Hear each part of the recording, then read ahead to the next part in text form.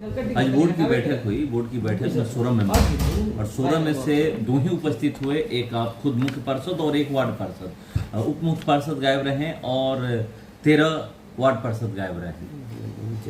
दुर्भाग्य है, दुर्भाग्य कह सकते हैं। जब मैं बाहर था तो अपने केस के सिलसिले में तो बार बार लोग दवा डाले थे, बैठक होना चाहिए, बैठक होना चाहिए। और जब बैठक हो रही है तो सामने आप है मामला ये नहीं, मामला ये है कि 31 तारीख को सारे टेंडर कैंसिल हो गए, सारे बाय लॉ जब देखा जाए तो क्लोजिंग मार्च होता है 31 मार्च, सारी चीज कैंसिल हो गई। यही सेम माहौल रहा था आज से 3 साल पहले जब नगर पंचायत में जीत के आया था। इसी तरह की बातें हुई थी, साफ सफाई पे कौन होगा, फिर वहीं पे बात अकट की हुई है। तो मामला वहाँ नहीं, मामला समझ क्या है। तो दुर्भाग्य नगर पंचायत की यहाँ जो हमारे प्रतिनिधि हैं इसमें कुछ लोग तो जिन कारण से गए हैं, लेकिन मैं इतना श्योर हूँ कि 2-4 लोग को छोड़ने के बाद 2-4 ही लोग हैं जो जिन कारण से कहीं बाहर है। बाकी लोग जो है अपने जो भी कारण से गए हैं। लेकिन ये बड़ा दुर्भाग्य है कि एक ही बार में इतने लोग कैसे जा सकते बाहर। हाँ, 2-4-5 लोग जाते। आज तक बिहार नगर पंचायत के इतिहास में नहीं हुआ था। जब से मैं पहली बार हाँ कार्यकाल में मेरे फर्स्ट टाइम हुआ है कि 14 लोग गायब हैं। 2-4 लोग अपने कारण होते, लेकिन 9 सबके द्वारा साइन भी किया गया। तो ये बताइए, दुर्भाग्य कोई बात नहीं। इससे आहत हूं मैं बहुत सारी चीजों को लेकर कि बताइए क्या विकास होगा भैया का। बोर्ड की बैठक हर महीने करनी है। जब मन ही था तो इतने लेटर आ रहे थे, करना है करना है। अब क्या हुआ बताइए।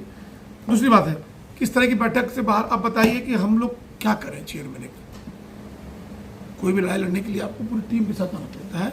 अब मैं बताऊं कि सरकार की विभाग सुन लगते हैं आपकी अभी जो है नियम क्या बदल गए, विभागीय नहीं करना है। और साफ सफाई का टेंडर की बात है, वो सफाई में भी अब क्या कहते हैं आपकी योजनाओं का चयन करेंगे हमारे वहाँ से, क्या नाम है विभाग मैंने जिला से होता है। तो बताइए शहर में जो घटनाएं घट रही हैं, शहर में क्या रोड नाली, ये नगर के चेयरमैन और पार्षद कोई जानेगा नहीं, वहाँ भी छीन गए। तो ये क्या कारण है कि आज इतने लोग नहीं। इसलिए मैं हाथ हूँ इस चीज़ों से और मैंने देख लिया कि जब इस तरह की परिस्थिति है और यहाँ काम करना मुश्किल, मैंने रिजाइन त्यागपत्र लिख के मैं देने जा रहा हूँ माननीय प्रधान सचिव। क्योंकि ऐसे माहौल में मुझे लगता है कि हमारी जरूरत ही नहीं है जरूरत। कुर्सी पे हम बैठ गए, चेयरमैन हो गए, ना आप नगर में विकास से कोई कार्य कर सकते हैं, ना कोई अधिकार है। और जिस दिन टेंडर 31 तारीख को हो चुका है, इतने कॉल आते हैं मेरे को टेंडर चाहिए, उसको चाहिए, उसको चाहिए। सुरक्षा के नाम पे कुछ नहीं है। अगर हम कोई विरोध करते हैं तो पुलिस केस होती है। प्रतिनिधि हैं, आप यह घटना घट नहीं, कोई इसका उपाय नहीं। तो इस जो मैं कह रहा हूँ कि हमारे पास क्या है, यापन जीवन है अपने, हमें भी तो कुछ ना हम काम कर पाते हैं, हमें कहीं हमारे परिवार है। अब बताइए कि मैं 6,000 भत्ता मेरा है, वो अभी भी हमारे 1 साल में मिलता है, अभी भी हमारे 1 साल में भत्ता मिलेगा जब मैं भेजूंगा। तो बताइए एक मुख्य पार्षद पद पे ना हमारे पास कोई गाड़ी है और लोग बहुत सारी चीज़ें हैं, फैसले हमारे पास क्या कुछ नहीं है, जीरो, ना कोई भी। तो आप बताइए कि एक मुख्य पार्षद बिना बिजनेस का इस कुर्सी पर बैठ के और उनके वो भी 6,000 बाद मिलता है, इतनी लाइबिलिटी को कैसे संभाल पाएगा। तो ये कठपुतली हम लोग हैं।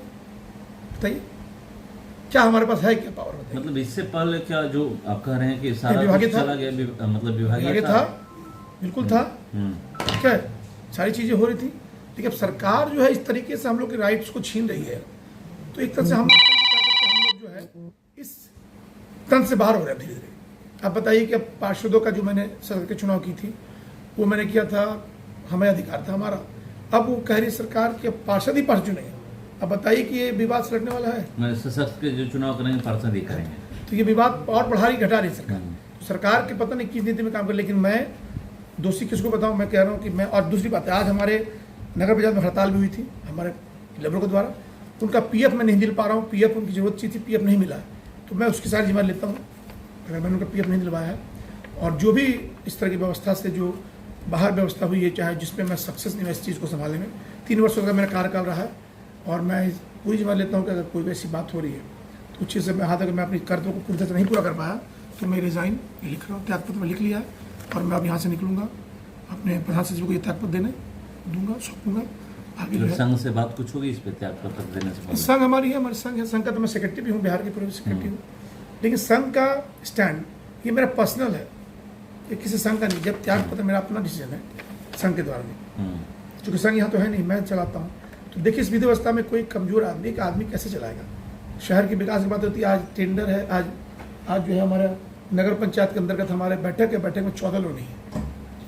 क्या कारण बताइए, क्या यहाँ पर विश्वास प्रस्ताव तो लगना नहीं है, अविश्वास लगना नहीं है कुछ कि मेरा सरकार गिर जाएगा? मैं क्यों बैठक कर रहा हूँ? विकास के लिए कर रहा हूँ ना। आज मेरा इस बैठक से क्या लेना है? ये मासिक बैठक सरकार की नीति में है, करना है। और पता है इस बैठक से बाहर है 14 लोग बाहर हैं, चलिए 1-2 लोग होते हैं, इतने लोग अचानक बाहर हैं। इसका क्या समझ रहे हैं कि हमारा जो है भैया गर्त की ओर जा रहा है, विकास नहीं विनाश की ओर जा रहा है। तो इस सब चीज़ों को मानते हुए मुझे लगता है कि मैं जब अपने पार्षदों को इकट्ठा नहीं कर पाया, या मैं इस चीज़ का बोर्ड की बैठक को मैं अटेंड किया और जहाँ इतने लोग नहीं आ रहे हैं, तो मेरी जवाब थी कि जब ऐसी जगह पे मुझे इस जिम्मेदारी को लेते हुए इससे त्याग पत्र देना चाहिए। ठीक।